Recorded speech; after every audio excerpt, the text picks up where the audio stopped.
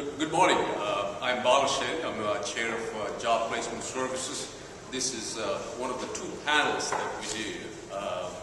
We do one in academic job search this morning, and we have one later in industry job search. Thanks for joining us. Also, I think if you attended the well-attended breakfast, some of you might have been there, I think on Sunday morning. We put together a mix of panel members. We have Dr. Iqbal Ali is the chair of, Iqbal, correct me if I'm wrong, Operations Finance. Finance and Operations at the University of Massachusetts Amherst. He's the head of the department there, so he can give us some perspective as to what the head of the department might be looking as they seek to add new faculty members. I have my colleague Neil Geisler.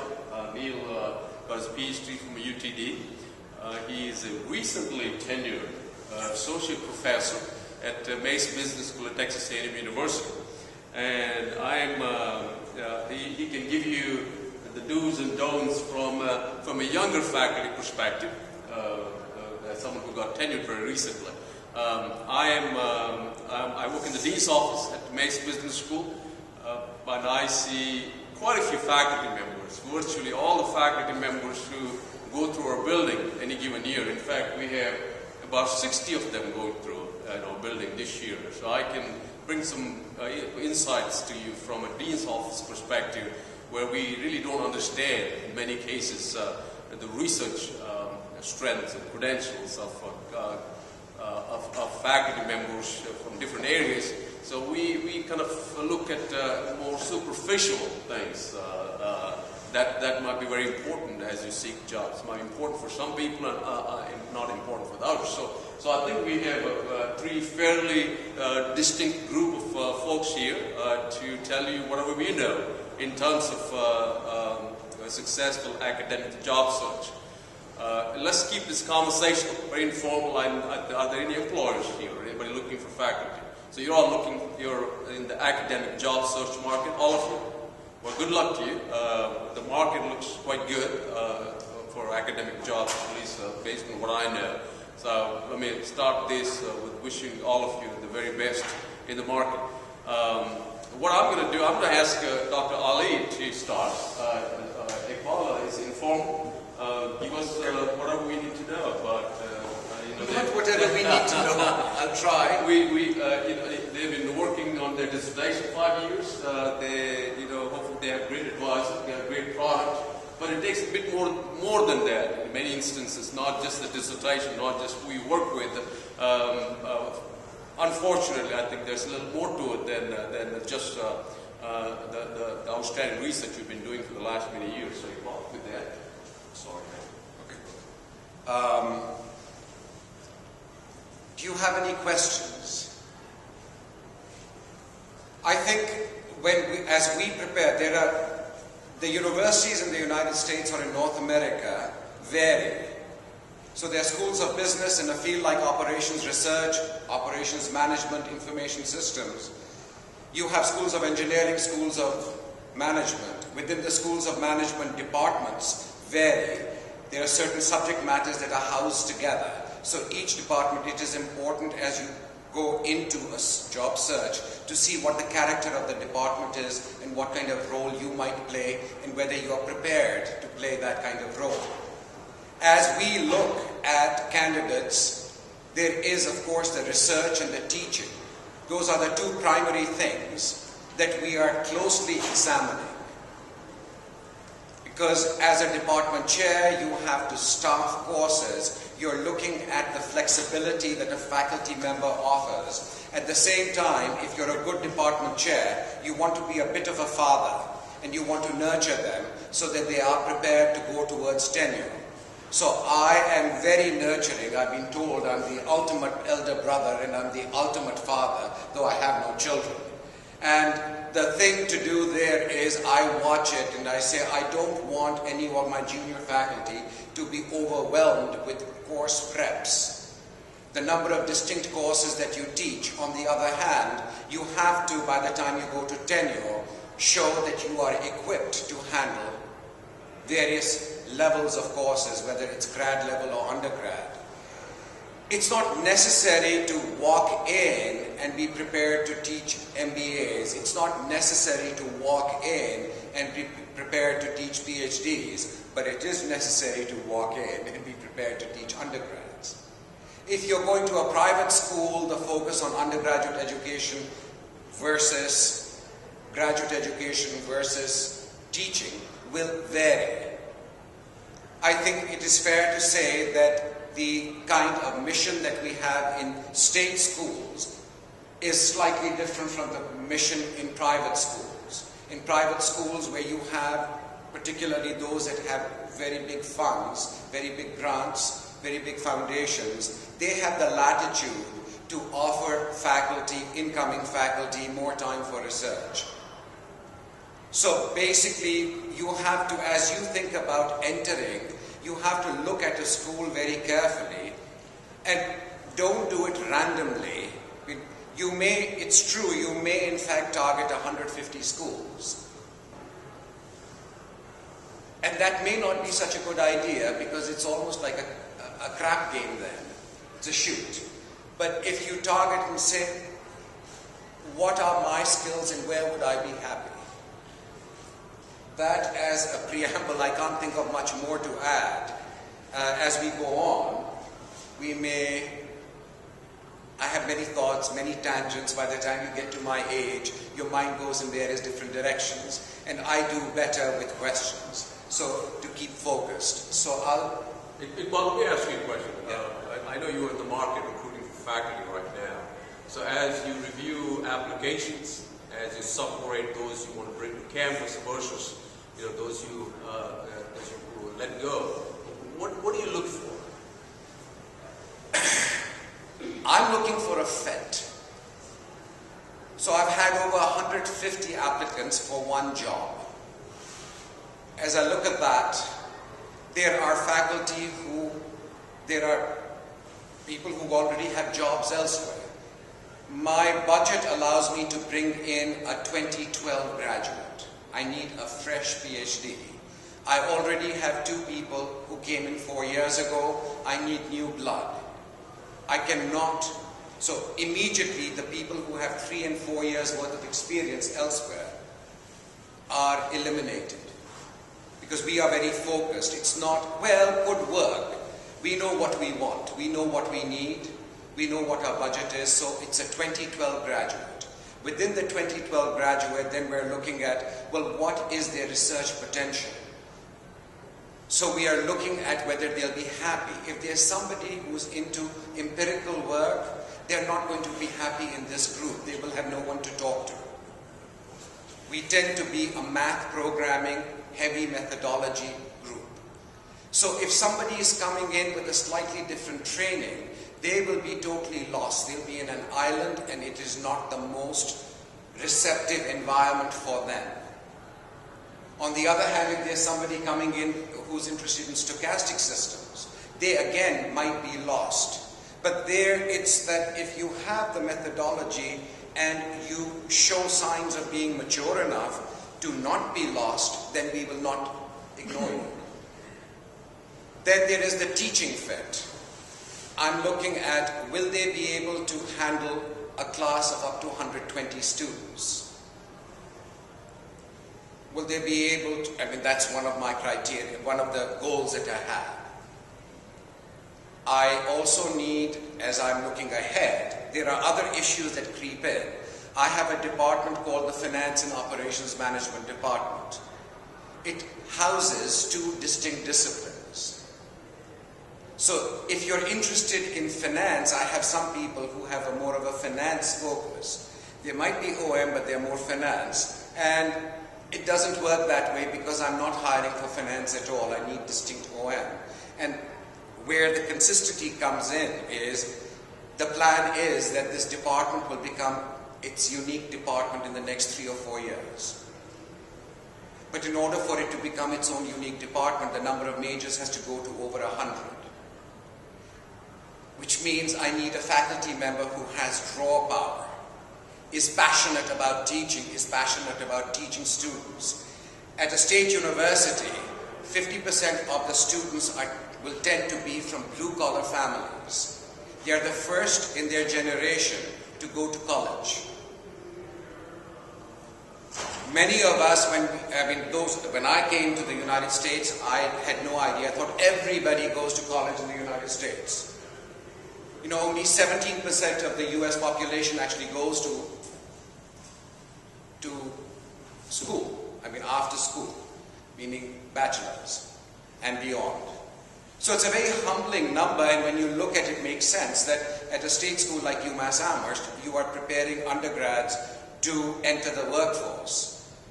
I'm also very aware of the fact that if we don't train them very well, then middle management jobs will continue to leave the United States.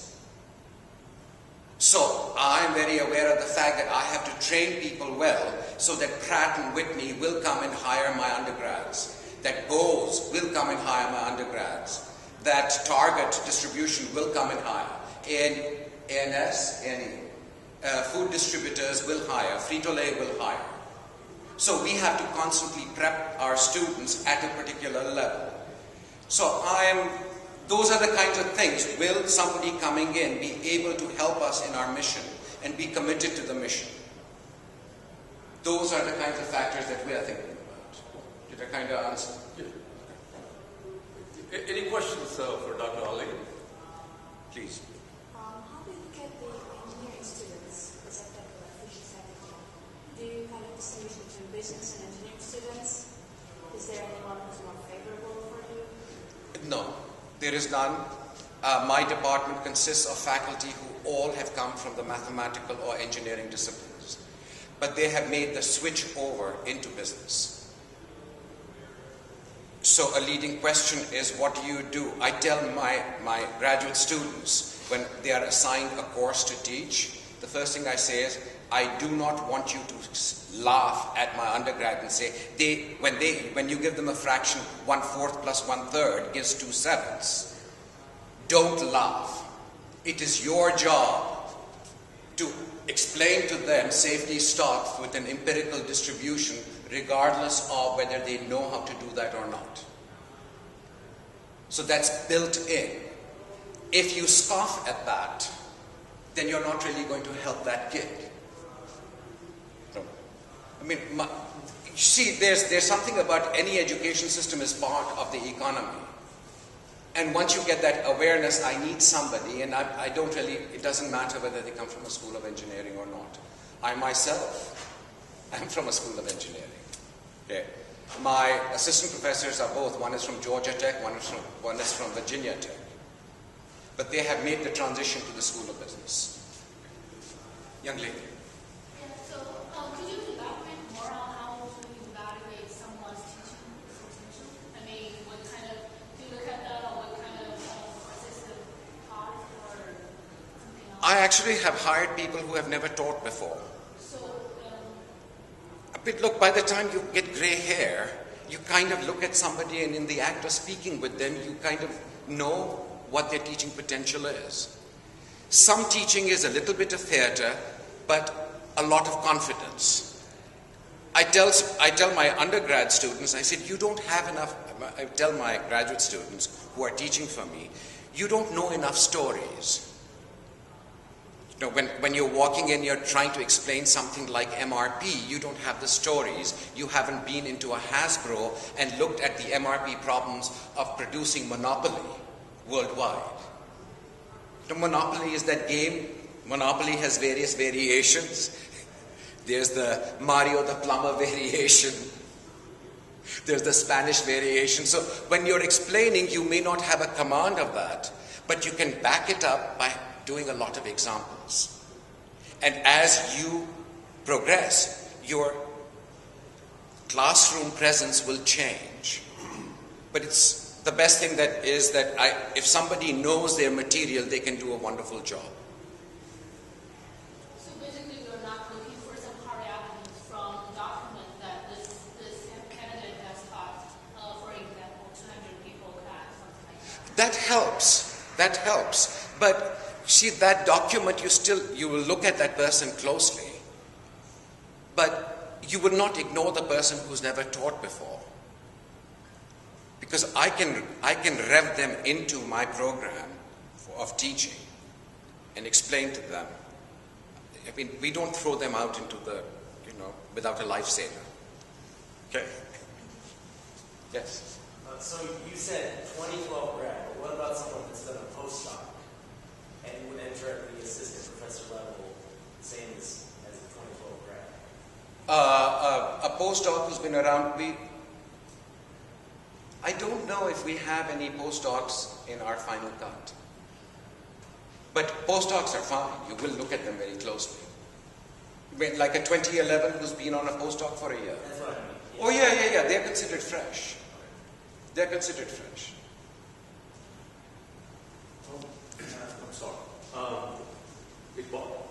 We'll come back to your dad. Let me, let's give Dr. Geisler an opportunity to share his experience in the last few years. Neil? Good morning. Thanks again for y'all coming out. I appreciate y'all being up this early. I appreciate you being up this early, actually. I, as Professor Shetty mentioned, just recently earned tenure. I started at Texas A&M 4 years ago. I got my degree in 2003 after 15 years in industry, the computer business.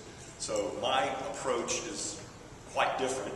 One, I haven't had the benefit of having been a department head. Two, my knowledge of job search was based largely on industry, and they are different. And that may have hurt me somewhat when I first got into the business, because it's very different the way you approach things here, from the standpoint in academia, being that it's very much seasonal. Where, y'all are very familiar with this in the business world. It's you look for a job, you find a job, you hope you find a job, and you better evaluate that job on its own merits. Whereas here, you actually have the privilege, or if you're fortunate enough, to have several jobs lined up at the same time, and you can evaluate them one by one, or actually compare them to one another if you're lucky. When I start off with that, because let's assume that you are one of the fortunate ones that do have several job offers. Let me start off with what you need to look for where you can be successful. Make sure that they have your best, that they will give you an opportunity to be successful, the places you're looking at. Do they protect you as far as teaching requirements the first year, the first few years? Do they offer you summer support the first few years, or will you be expected to be hitting the road looking for grants immediately? Now, speaking of that, as a business school professor, I'm not as well versed on what happens in engineering. I realize engineering has much higher requirements for grant searching. But make sure they will give you the opportunity to be successful, meaning allow you time. I'd say those are the best ideas. As Professor Iqbal mentioned, to make sure it's a place where you'll be comfortable. Let me kind of state, now going from the other side of that, having said that, I think what's much more important, though, is to realize that you're selling something. Okay, you're on the market. If you have the opportunity to be picky, that's great, but the one thing you have to have in your mind is you don't have the chance to make a choice until you get commitment from the hiring university. So when you're interviewing, when you're doing anything, you're selling. Okay? We're academics. We aren't salespeople. That's not comfortable. But when we say sales, it's not like you're trying to sell them encyclopedias door to door. What you need to do is make it clear to the department head or to whomever is interviewing on behalf of that school, make it clear to them the value you can bring to them. And value typically, especially, it's going to be either case, they want to make sure it's someone who can publish. The more they can do that on their own, the less help they will need, the better. Although it's certainly understood that people coming out of people who just got their PhDs aren't going to be able, or probably aren't going to be able to lead research programs on their own. That's no surprise, but the ability to get there. It's very much looking down the road. When we evaluate candidates, and despite my not being in school for that long, I've been fortunate enough to be on 2 search committees. 2 years ago, we hired a couple. Well, we hired 2 assistant professors, one a new grad, one a senior assistant professor. Last year, I was on the committee that hired our new department head. This year, we're looking for some very senior people. I'm not on that committee. But the one thing we're looking for when we're looking at assistant professors, especially the junior assistant professors, will this person be able to earn tenure? I mean, that's the key, because if not, we've wasted a huge amount of resources.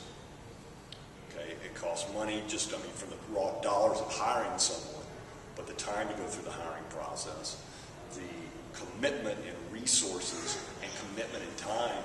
If someone doesn't make it after 3 years, or even after 6 years, the 3-year review, or even after 6 years, that's a horrible waste of time. Because, I'm giving you the perspective of the potential hiring universities.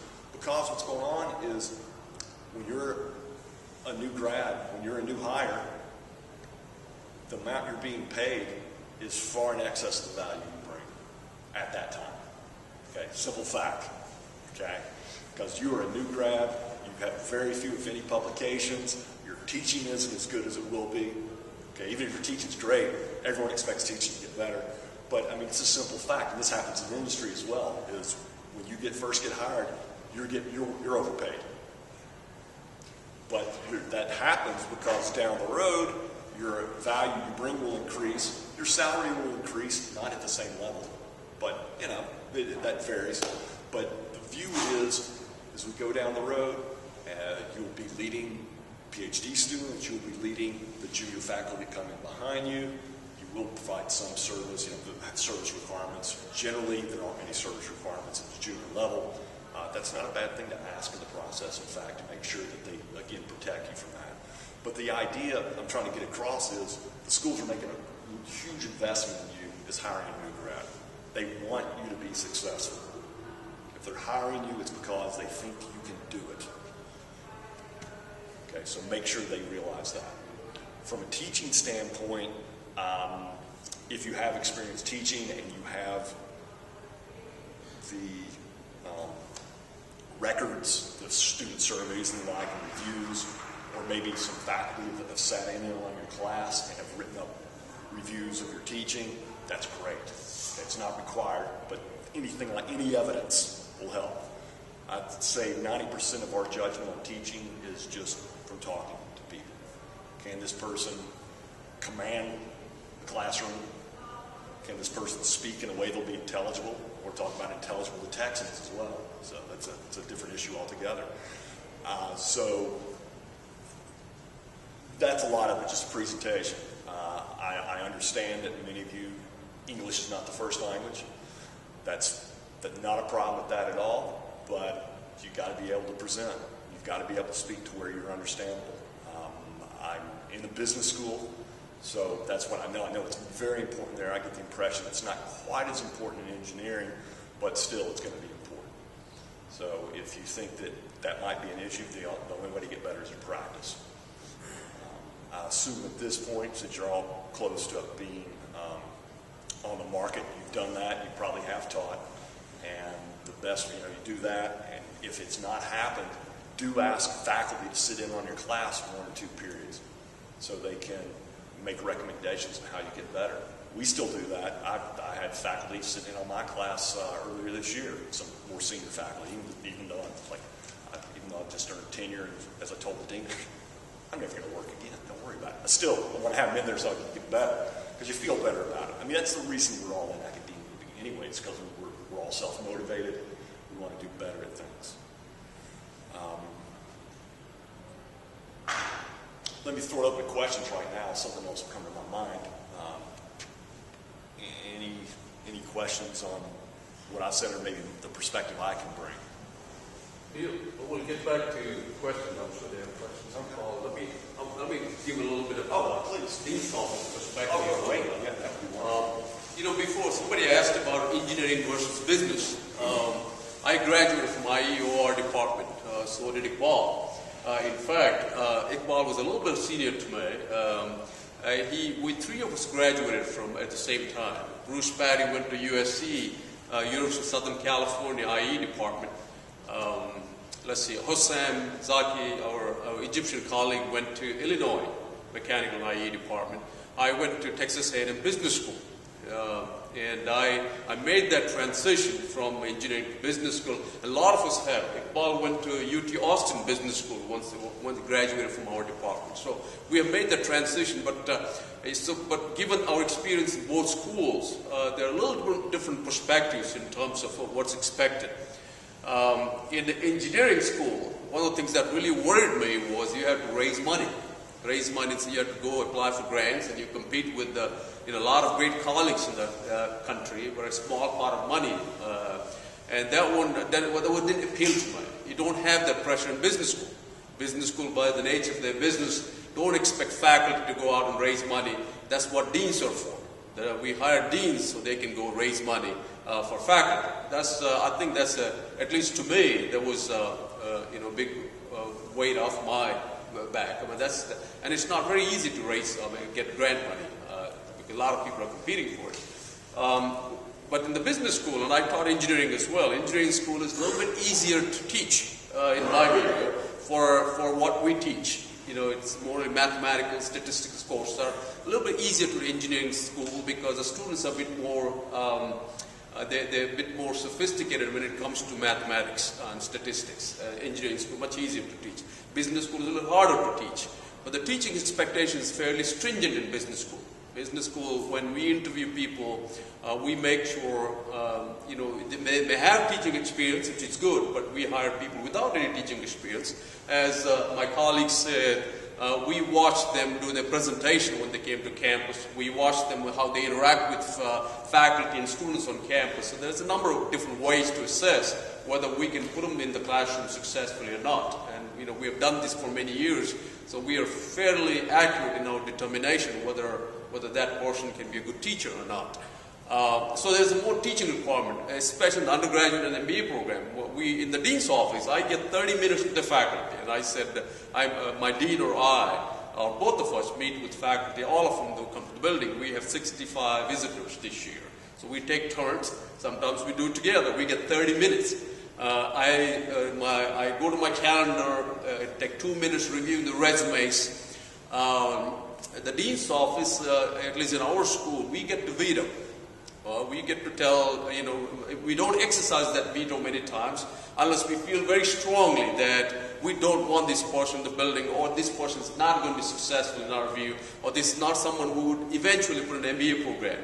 Business schools, we live and die for MBA programs. So he says, can we put this person in MBA programs, many years from now? So I get 30 minutes.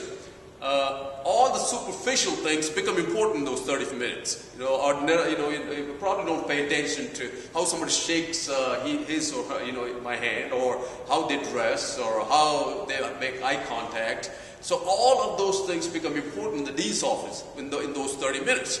So if that's a disaster, invariably we'll call the department and say, look, you guys really see great promise to this faculty, okay, but we would really not thrilled. And occasionally we veto. We tell them we just can't hire this, but it's very rare. But most of the time we rely on the judgment of the faculty and the department heads in the department. So it's really important that you impress the dean's office for 30 minutes, because that could spell, unless you have you have 5 management science papers already, nobody would care. And I recently interviewed a colleague, a new faculty in management and strategy from Maryland. She has a tenurable record already coming in. She's a spectacular. I think she's the best candidate in the market, in the macro market in management this year. I think anybody would hire her. She can do what she was in every way. She was the best candidate. But just by looking at her resume, she has 4 AMJ already, and that's good enough to get tenure in many places. So, but those are exceptions. But in general, I think you really have to make an impression as you go in. And I said that a couple of at the breakfast. We had a candidate in marketing, and he came in with a pair of jeans, the shirt tucked out, and that he had a blue blazer that didn't really fit. And he wore sneakers. I know that we want to be free, do whatever the heck we want to do. That's good. Do it after you get the job. But don't do it when you go for an interview. I mean, you're telling, again, these are unimportant things, the large scheme of things. These are, at the end of the day, it's the contributions, how well we teach in the classroom, how well we, what kind of papers we, but there's really unimportant. We get it. But not when you go for a 30 minutes impression in the dean's office that you walk in. That's a death wish. And I know it's hard, and I got 2 kids. I tell my kids all the time, it's a free country. We want to do whatever the heck we want to do. But do it after you get the job, not before you get the job. So keep that in mind. I mean, you may think it's not important, but it becomes very important when you're making an impression to deans for 30 minutes. 30 minutes. With that, we can ask us questions. Any questions that you might have about teaching, research, for your first year. But don't start engineering school, business schools. I know a lot of, how many of you are from engineering school here? How many from business schools? Yeah.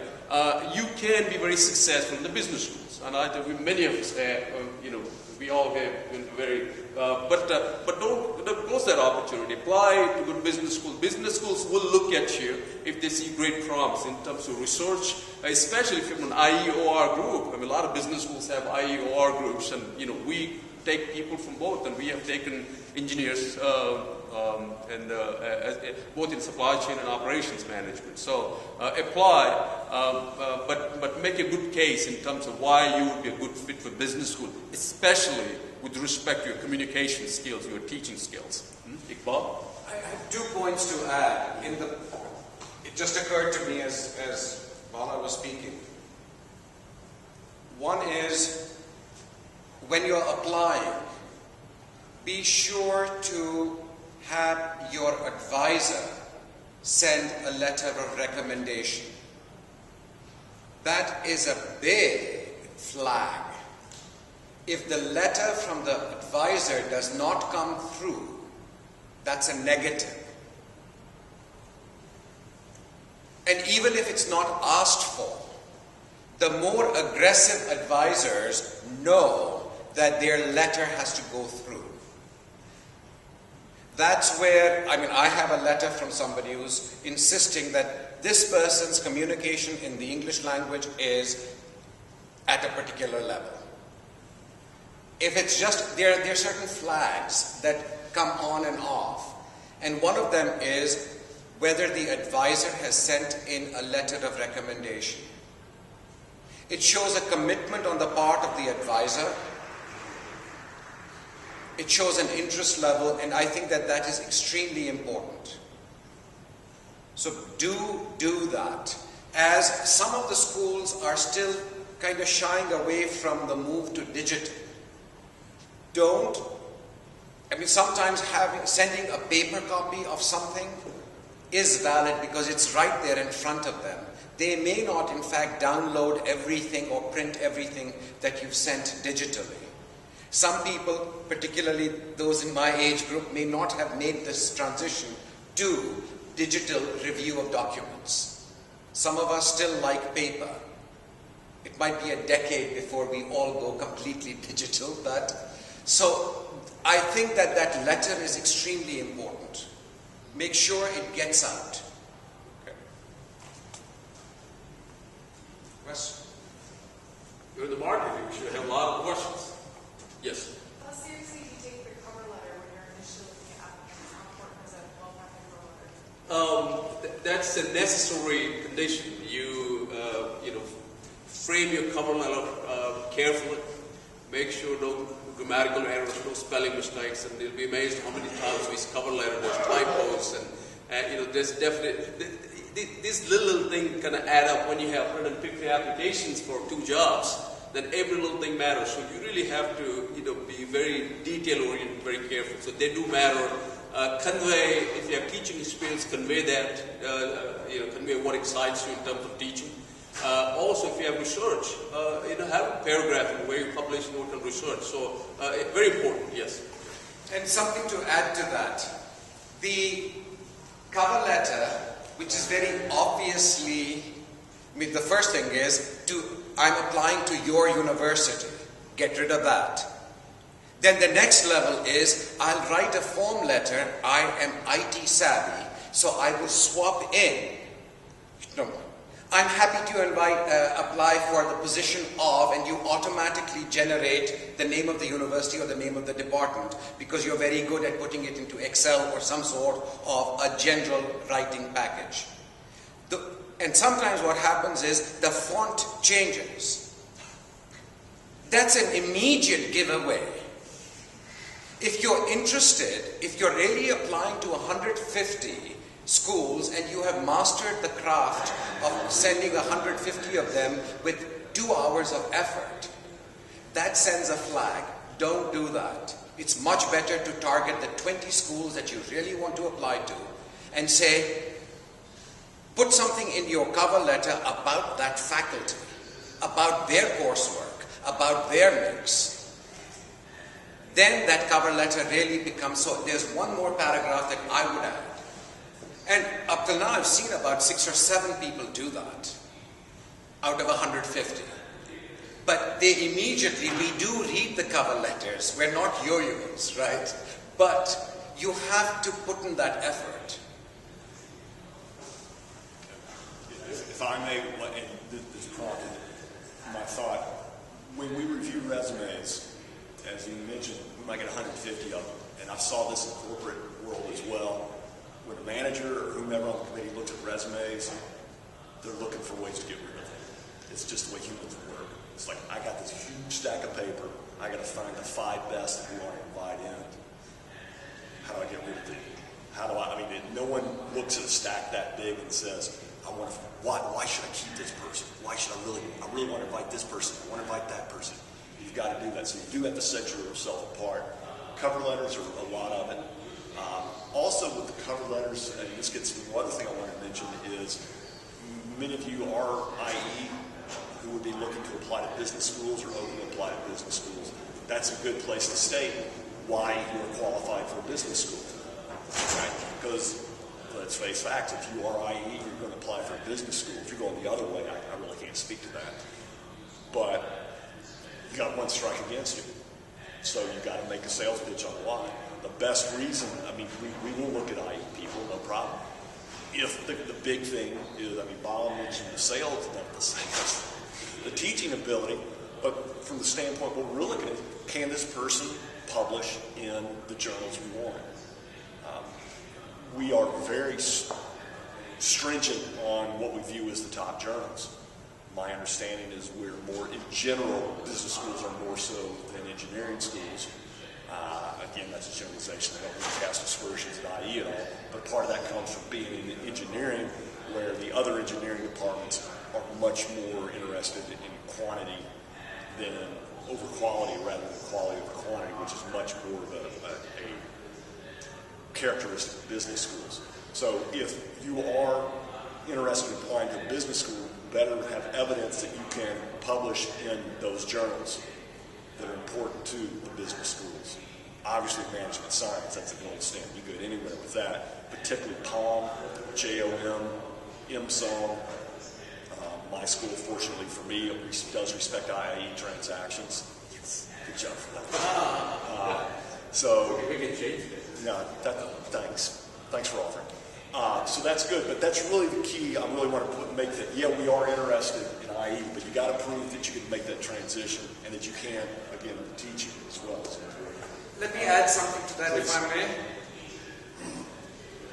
Some of us will look at the articles, and we know what goes on in some, that if you are on an authorship list on a management science and you are one of 4, is that impressive? In some schools, yes. In other schools, no. If you're one of 3 and you're the 3rd author,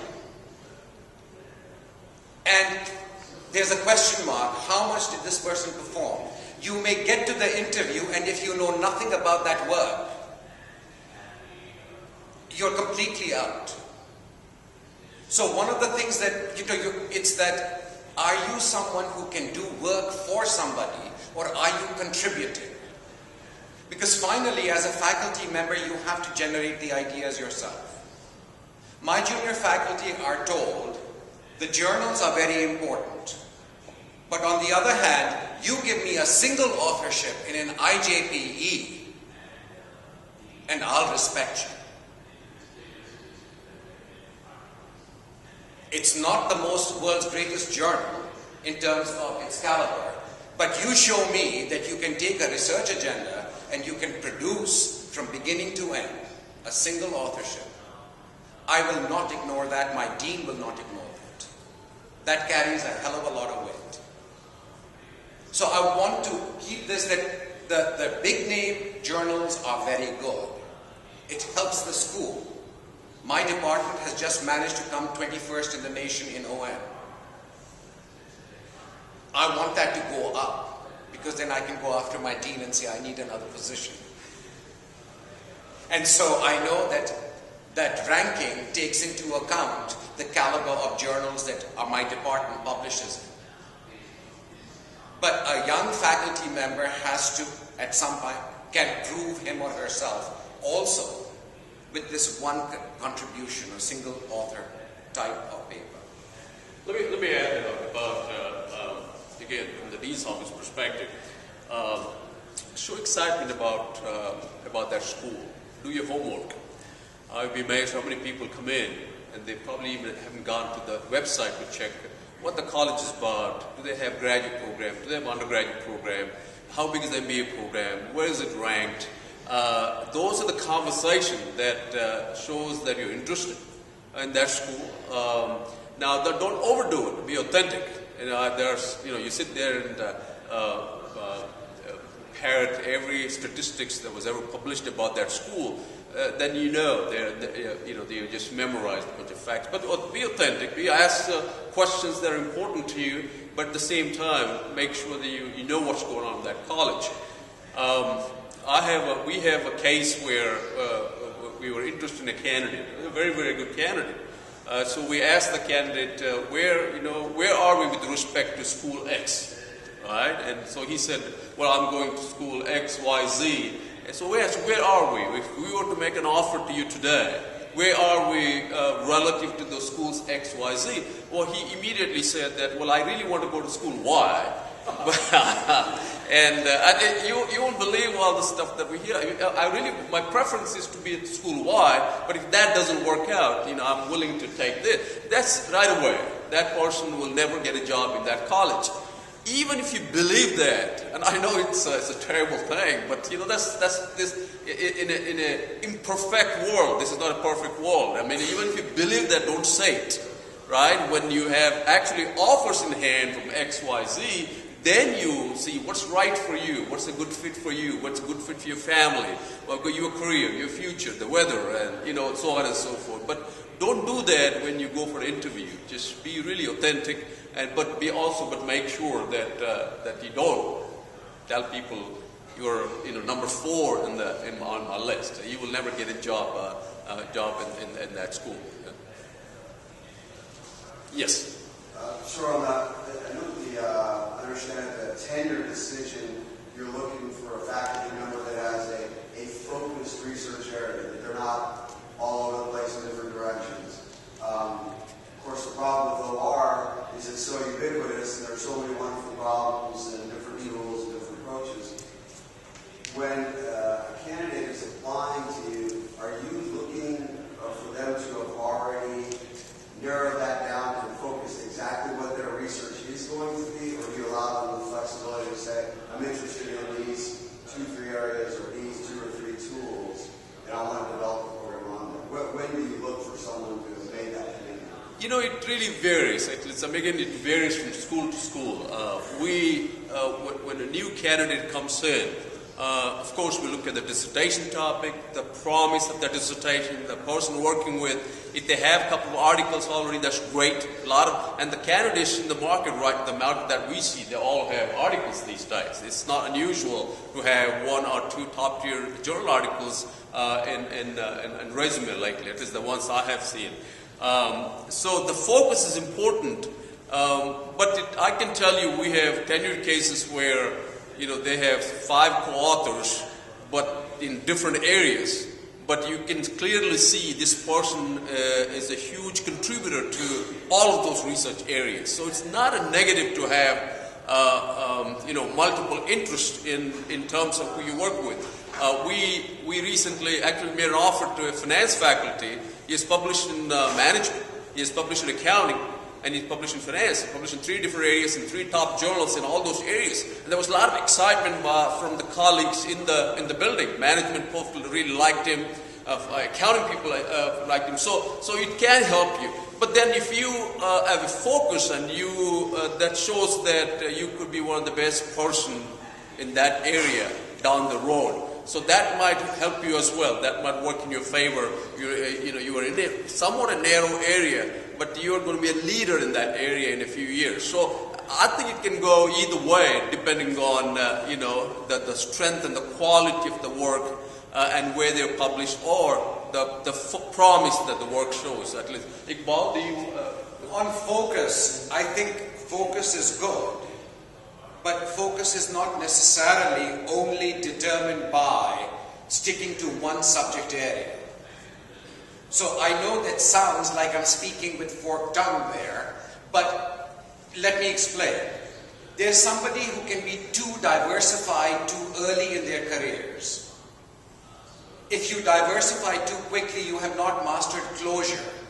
Yeah, I'll do some of that, I'll do some of that, my friends are getting into something or the other. That shows almost a scattered type of approach. There's an anxiety ridden, I have people like that, where you show up on a lot of different pieces, but you're not really showing mastery, as Bala said. Another type of researcher can show mastery on more than one type of subject matter.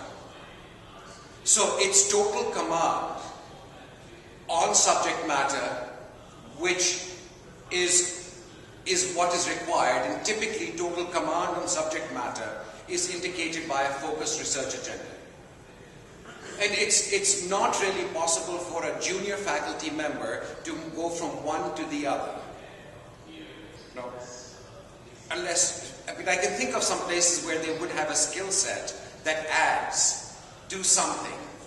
But you don't want to be only thought of as a technician. Like if you're really a maven at algorithms, but you can't design algorithms, you can just implement them.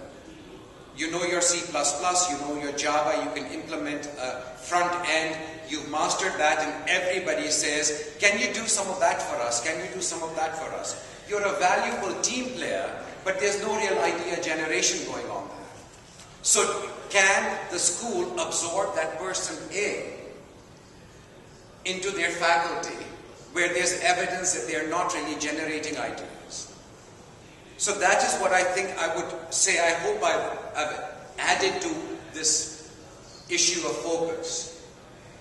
Okay. We just tenured a person somewhat like that. He's probably one of the best researchers that I've seen.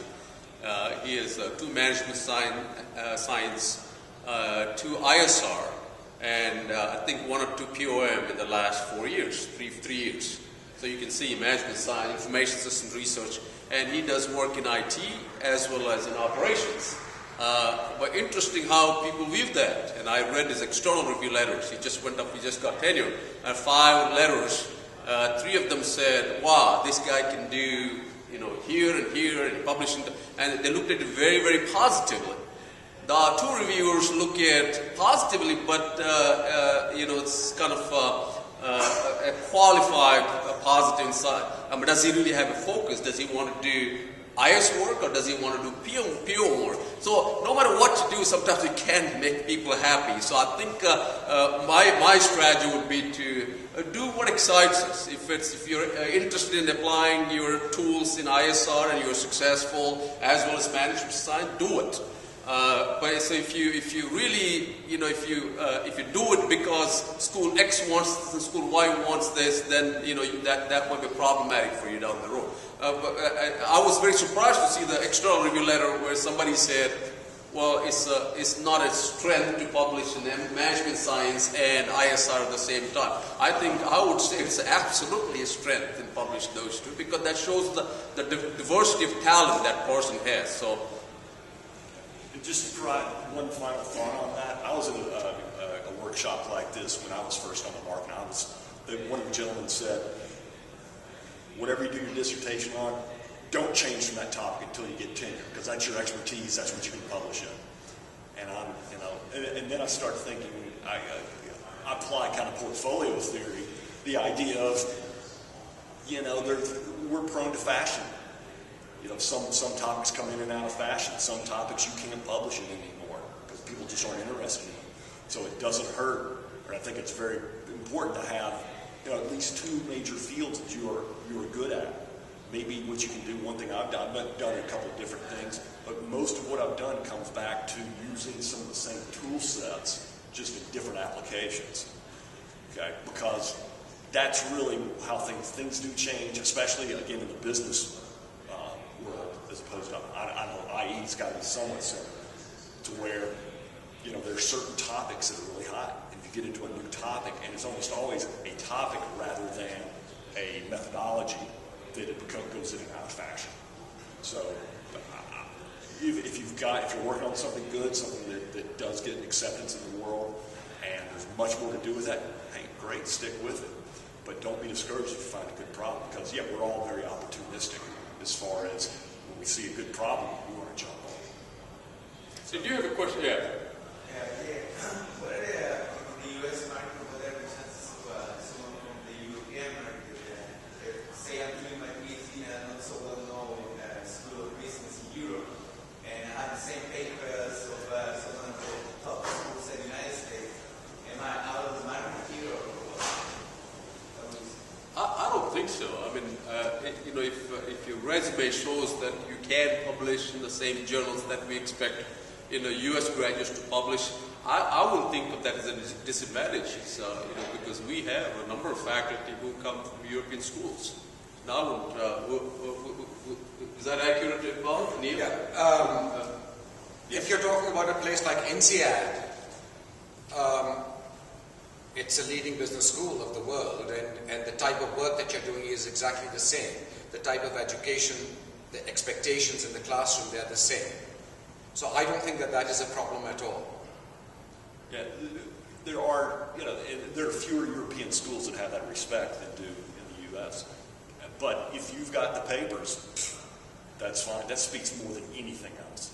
And going back to something Iqbal said a moment or two ago about what your contributions were to papers, if you've got several authors on that, your advisor should know this, but it doesn't hurt to mention to them or whomever writes your recommendation letters to say, these are the papers I worked on with him or her.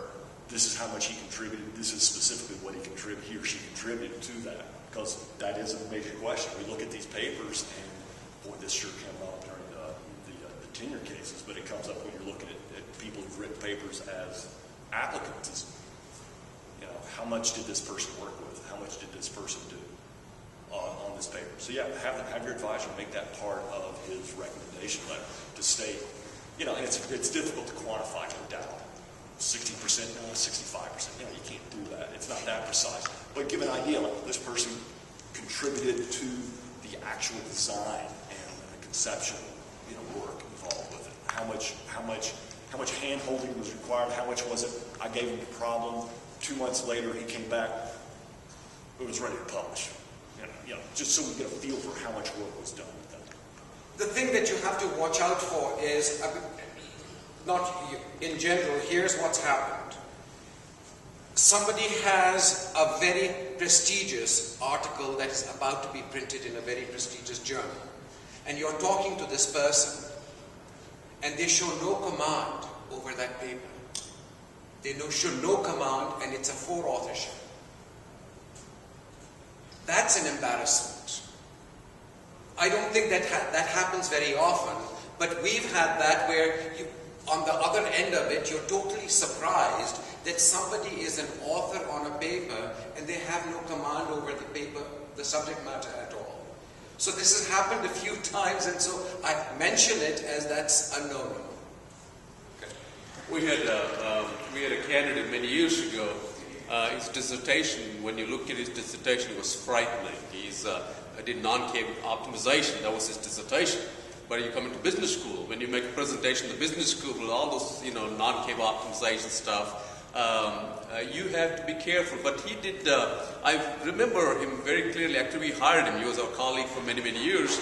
Went to Indiana from us, but he took a small distribution problem, very simple, and related his dissertation to that distribution problem. So that was a huge hit because we have a very diverse group of faculty who were sitting in your job talk, and they were able to relate and understand. So even if you have very complicated theorems and proofs, be careful as to what you present and who you're presenting to, because that could be a turnoff.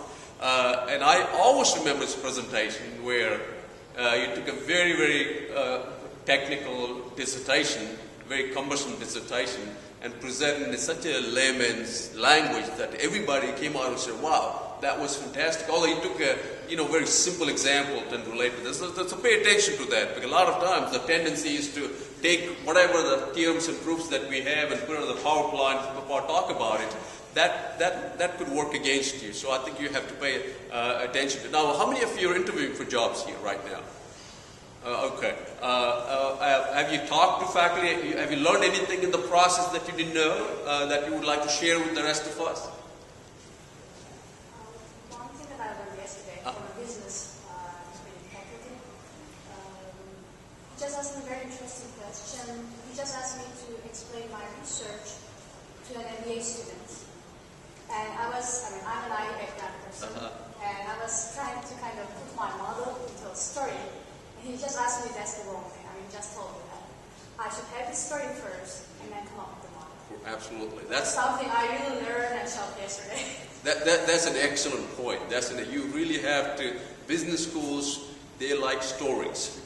So they really do like stories, because that's what, even in the MBA classroom, the half the time we spend time on stories. Stories, they're relevant to what we're doing, but not in a way that what we used to in engineering schools. So I think it's absolutely important in business schools where you are able to have some story, related to your work. That's a great point. Anybody else interviewed and learned something that you didn't know before? Anything else? One thing that you might add is, particularly if you come from a school of engineering, and a lot of PhD students don't do that, do you even bother to read the Wall Street Journal once a week if you want to go to the business school? Because a lot of your stories will come from the Wall Street Journal. There's some questions that arise immediately. I've had somebody come in, and I like the fact that there are certain things that flag.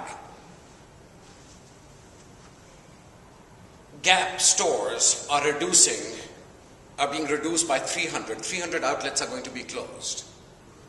Use that. You talk about supply chain, you talk about retail. If there's somebody in retail who's not telling me that Gap is shutting down, that finally internet sales are coming to a reality, that stores are realigning. If you're not on top of certain things that are going on in the real world, because that's what you need in the classroom. Floods in Thailand. Y'all familiar with there have been horrible flooding in Thailand the past month or two. What effects that having on business and supply chains?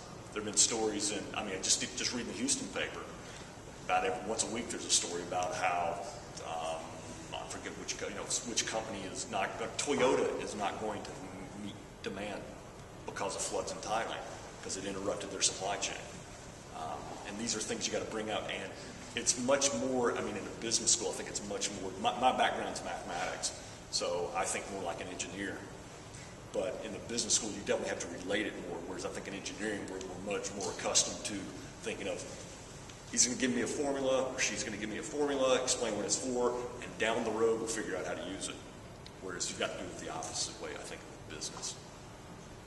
And also when you have conversation, always avoid talking about politics, talking about religion, don't talk about salaries. If somebody sits there and say, The average salary in the market is $120,000 for 9 months. Well, how much do you guys spend? That's the wrong question unless the employer broaches that with you. The dean or department says, look, what is your expectation? I mean, that's okay to talk about it, but don't volunteer that. I have had faculty candidates come to College Station, which is a fairly conservative campus, and talk about politics,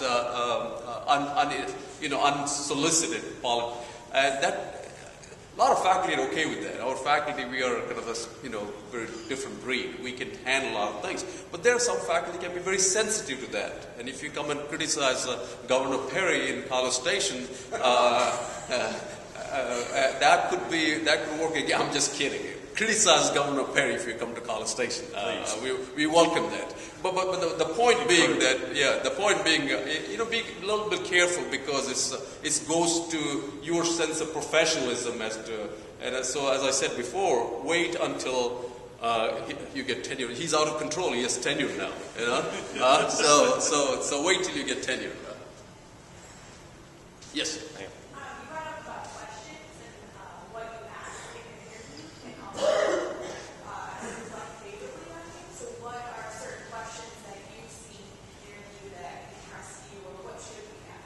I tell you from the dean's office perspective, at the department head, we all talk about if they are big on MBA program. If you go to business school, they are big on MBA program.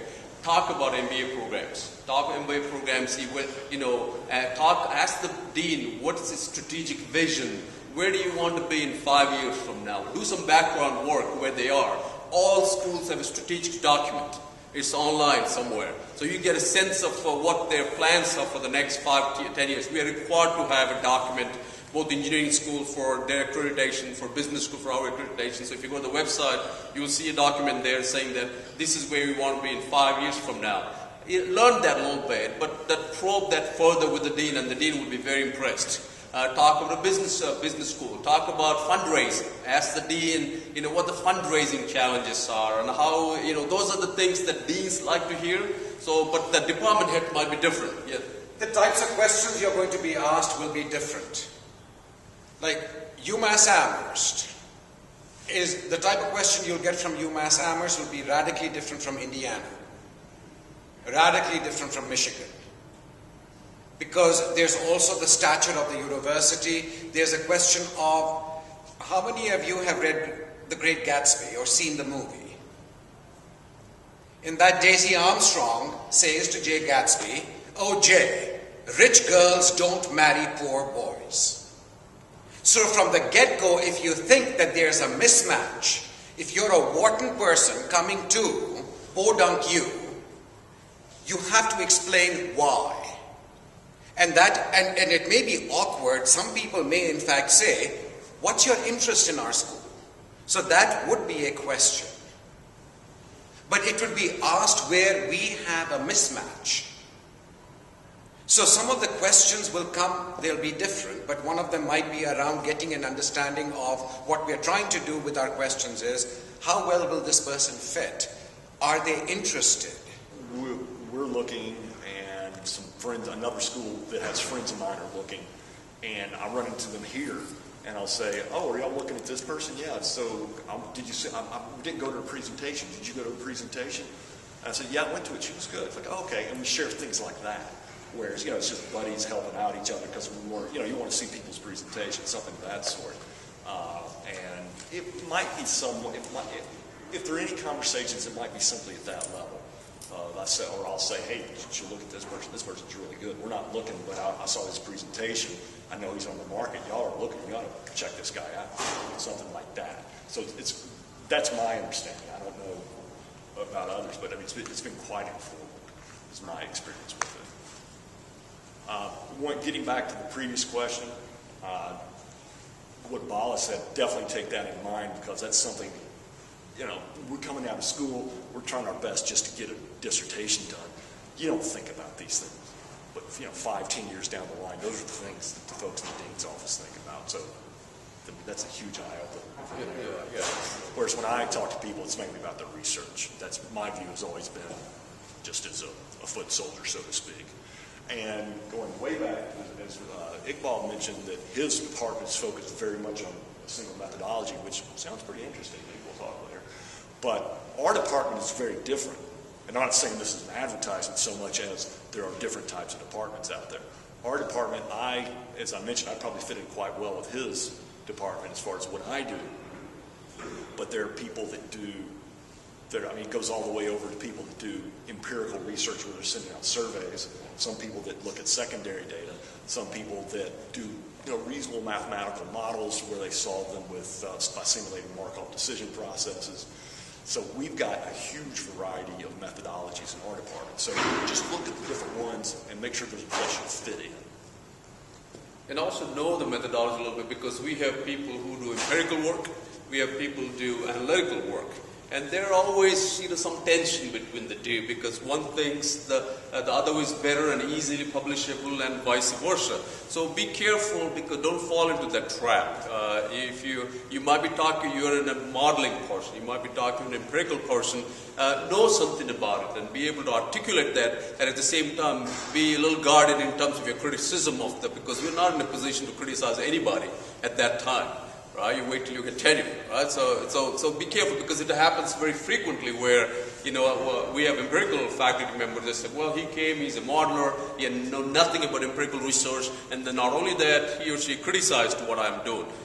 That's a death wish, because faculty all vote. They all vote. You have to get a majority vote from the faculty for the search committee to forward your name to the department head. So it's a necessary condition.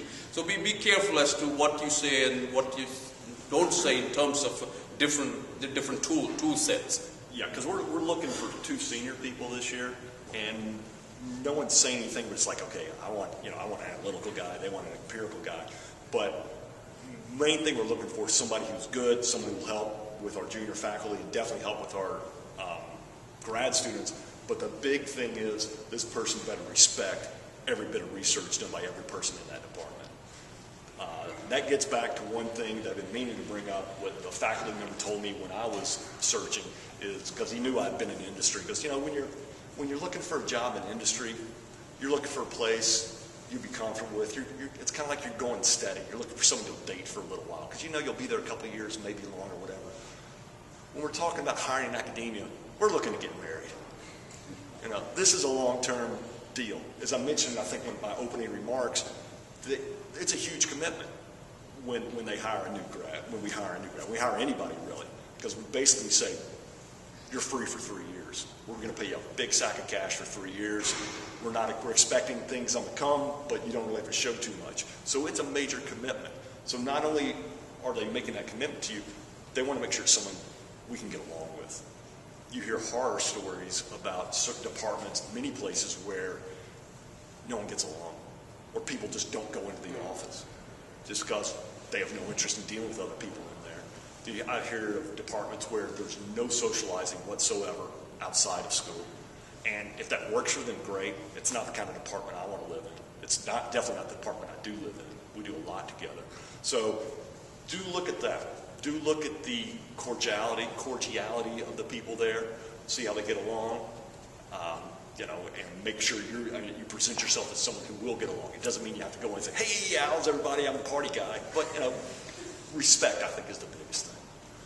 I hired, when I was a department head, a faculty member, and he asked me for advice when he came in. It was many years from Illinois, and I said, and we have a very different department. We have IT people in the same department, like, you have finance and operations. That's a very strange combination there. Yeah. But we have information systems, the decision science and operations, supply chain. So he asked me for advice, and I said, as a junior faculty, just smile. Right? Don't get sucked into all the politics, because no matter where you go, there are these divisions. There are these politics about senior faculty, IT versus OM versus, but don't get sucked in, because that can really, really hurt your career in that school and elsewhere. So just smile. If you hear something, don't repeat to anybody else.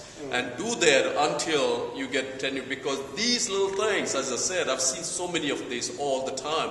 These little things can hurt your career. So I really think it's important as a junior faculty member, be cordial, be friendly, be smile, and work on strengthening your dossier so you have, you continue to stay and flourish at that institution.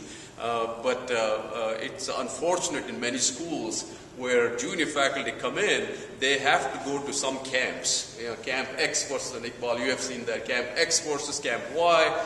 Don't get into all that. Just if anybody asks you anything, nod your head and smile, and then go to the next one, nod your head and smile. And I think he took my advice. He got tenure, but he doesn't smile anymore. Okay. But he did smile for first 6 years, and so that's if you can put up with that for 6 years, then you don't have to smile. So it's kind of like after the engagement, you let your true personality start showing. We are very aware of that, but we know that the true personality can sometimes start showing up later. But it's in this, there's too much of a commitment, there are too many resources. So start showing who you are from the interview. Smile one heck of a lot. These are just people. I don't know why. I begin an interview by saying that I sometimes, when I'm concentrating, I look angry. So I apologize from the get-go, and I, from that side, am smiling a lot. But by the same token, if you know that you get a frown when you're concentrating, go ahead and let the person know that, I tend to frown a lot, but that doesn't mean I'm not interested. Okay? Smile a lot. Smile, communicate who you are. Because you are going to be with these people, you're not being scrutinized. It's not like, over here it's really, I was going to go to matrimonials again. It's not like online dating where you are going to matrimonials, and you're looking at 200 people and you are looking at it in a very, very, very clinical and dispassionate manner. Almost, I don't know, because here we need you to show a little bit passion and interest. Show who you are. You may not be happy in a small department, so don't even bother. Or you may say, this is a small faculty, I don't like any of them. Then just eliminate yourself from the get-go. Okay. What question? Yeah, just see your transition from industry to academia, actually. So, with kind of advantage or disadvantage, like in general, when you, as someone who has some industrial experience, to apply and become a documentary, especially this I think it did great for teaching, for sure, because as Iqbal mentioned, you don't have the stories when you first start out. I had tons of stories, which helped out a lot with teaching. And in doing the research, I think it did help a lot from the standpoint of when I first started getting my math background, I had the foolish notion that that's great being a professor. You can research anything you want. I'd always heard that story, which is like, well, you can research anything you want as long as it can be published in the proper journals, which is a big difference. But so I had to learn to take what I had, the papers we were writing, and paint them as a business. Really, because given my math background, I just think in terms of writing a math technical paper. But if I have to sell it to a business journal, I better write a business case around it. That helped me somewhat, but also just reading the Wall Street Journal, reading about business, reading the cases we all read or we all teach in like MBA programs about this, that helps a good deal as well. Probably, but getting to your questions, they probably about having some more stories that I can tell in the classroom. But we do a lot with our students, our supply chain students, as far as taking them to see places, see warehouses, see distribution centers, see things like that. Go on those. I don't go on enough of them. I should go on more. But if your school does whatever, if your school that you're at now does that, do that. If it's a school that joins the faculty, then we make sure you go on those, because those can help immensely when it comes to teaching. Also, if you transition from industry to academia, be sure to turn the clock back to zero. Ask them that you want to start fresh. I've seen that number of times where faculty spend 2 years, 3 years out of the industry, they come back and they think that in 2 years you can meet the tenure requirement. Invariably you can't. So I think when you negotiate, be sure to tell them that I want the tenure clock back to 0 with the option to go up. If you think you're ready, so you don't exercise that option suboptimally. You can ask for 6 years, but if you feel about 2-3 years you're ready, then you have the option to go up. So one of the classic mistakes they make is they take a 3-year contract as opposed to 6 years, and a lot of the times you get burned out. Suddenly you realize 3 years is not enough. So make sure you take 6 years, and as you negotiate, you may have that option. A lot of schools will give you that option, but sometimes some faculty insist that I want to go off in 3 years and get a terminal contract in 3 years. Once you have that contract for 3 years, it's very hard to go back and reverse it. So I think if you're transitioning, it's really, really important that you ask for 0 credit.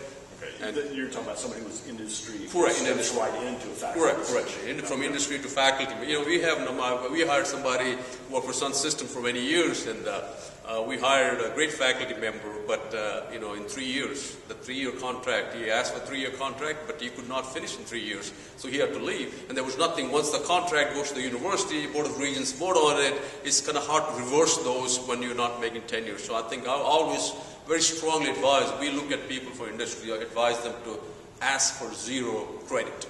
That way you keep the option to go up whenever you think you're ready to go up, as opposed to getting, stuck with the 3-year contract and you're not meeting the tenure requirements. Yeah. I think a fair question that you can ask people is their attitude towards the family versus the work balance.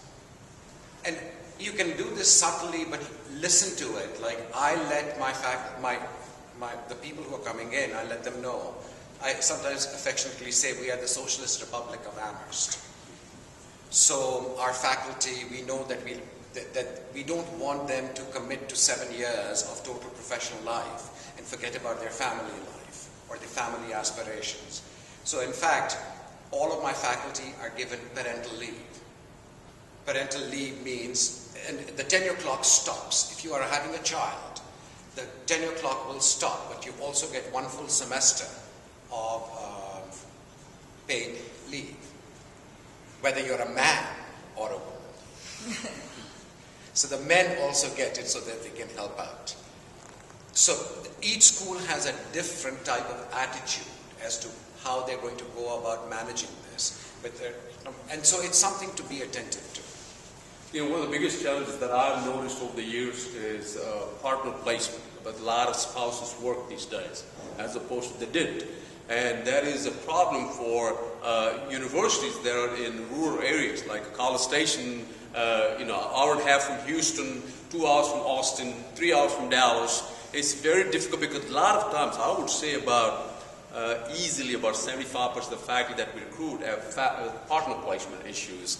Sometimes we accommodate them on campus if we can, sometimes we can't. What we have started doing because of technology, it really doesn't matter where the faculty members are. So we have a number of faculty members who commute from Austin when they need to be on campus. That's a 2-hour drive. We have a number of faculty members who commute from Houston. Houston is a big market. They can get jobs for their spouses. They come to teach 3 times a week. They're there for every meeting, but they don't have to be there 8 to 5 every single day. So I think that model is changing quite a bit, at least for schools that are in the rural areas. That I would say right now we probably have about 11 faculty members out of hundreds, tenure track faculty members who are commuting from Houston or Austin, and they're doing a fabulous job. They're there when we ask them to be there. They are there to teach. So, and plus, one of the things we are able to do, we give 1 semester teaching load. We have done that for a number of very productive faculty members. We give them teaching load for 1 semester. They teach their 3 courses 1 semester, and then they're 9 months. They're free to travel, to research. Yes, we are a state school, but we are, we're a little bit of oil money there. But we do, and that makes life a little easier for partner situation. You teach 3 months and 9 months, you can come and go as you please. So if you're a partner place situation, raise that. That's a legitimate one to raise. That look, I have this part, and be upfront about it. We're really upfront about it, because if you spring that to the department or the dean the last minute, that might be viewed negatively on your part. So I think if you have the situation, let the dean's office know, or the department heads know that yes, I have a spouse who is a doctor or an engineer, or how, and we give advice. We actually make recommendations as to where to live in Austin. We hired a faculty from Chicago very recently. His wife's spouse is an MD, PhD. So we recommended to him that live in the northern part of Houston, and she can go work for Baylor Medical School or Baylor. That's exactly what they're doing. So he commutes from North Houston to College Station. Takes about 65, 70 minutes for him. His wife commutes from North Houston to downtown Houston. Takes her about 60 minutes to commute. So I mean, it's and plus you get it's a win-win for all of us. So that's so be thinking about the partner, your spousal situation, and that's a fair question to raise. Yeah, one thing our university does is if you say, well, I've got a spouse who's a finance PhD or of some sort, they work hard to find placements within the university as well. Yeah. Aisha? Actually, I'm quite surprised that you said that we should have this issue in Asia, because I attended many panels and talks like this, and the main professions that they advise not to bring up the spouse issue until you get over. So I'm really kind of not sure. That's what I was saying, because you're saying that you're giving them one more reason to not take you. Because I'll give you an example. We just made an offer to somebody in finance, and we just made an offer last week to her, and all of a sudden he came back and said, hey, by the way, my wife has a PhD in education, can you find her a job? We didn't look at that favorably. We wish we had known that. It's not that we like that faculty member, but we want to make sure that we can work this, can we go to the School of Education and use our capital to find a job for that person. I think at least in our college, when all the candidates come, we know the spousal situation. We hire a number of people. We have some sense of what the spousal situation is. We don't hold it against them. But we will try to work with them and see if we can make it happen. Would it be a policy of Texas A&M? Because I heard that it's quite responsible to do career talks. We do. We have. This is where it's increased awareness in the last several years. We really work hard to find. We do all kinds of stuff. This past year, we hired a finance faculty, a female, very good. Our husband was a supply chain guy, and I called the department head, and the department head wasn't very happy that I was going to hire the spouse, because you get.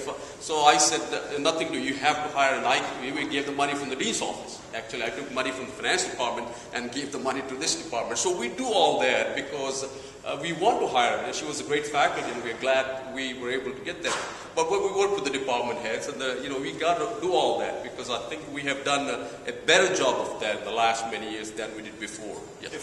Wait, if I may clarify, the gentleman who mentioned I have a wife who's a PhD in education, was that all of a sudden the way he's negotiating? Yeah, I think, was it, I'm taking the job, can you help me? No. I think those are two different ways. I think at least we didn't like the fact that it was no conversation of that with the department head or dean, and all of a sudden now,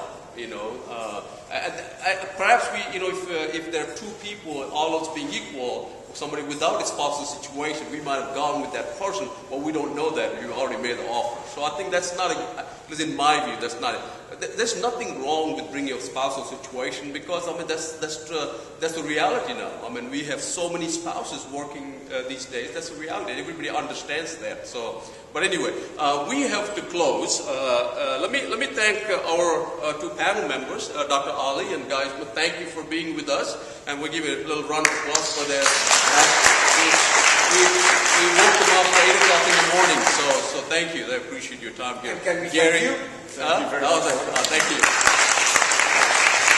Gary, I know this is Gary works with Informs, and Gary and I work closely together. It's a joy to work with Gary, and he is here early morning, recording this our conversation. But for you, congratulations to you. You are, at least I can tell you, I worked for industry for 2 years. but I love the academic job. I think this is a fantastic job. I think the freedom to be who you are after you get tenure, do what you want to do, and yet be fairly gainfully employed is a fantastic. I think you can't ask for anything better. So I wish you all the best. If you have any questions, shoot us an email. We'll be happy to, tell you what we think. So good luck in the job market, and thank you.